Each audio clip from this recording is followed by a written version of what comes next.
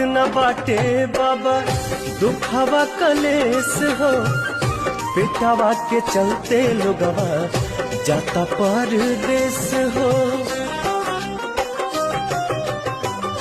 कोटत न बाटे बाबा दुखवा कलेस हो, बेटावा के चलते लोगवा जाता परदेस हो।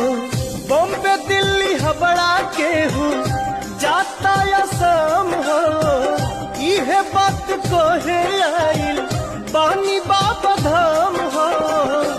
हाय छूटी गईले घर परिवार हो, विशेष राज के मांगता दर्जा बिहार हो।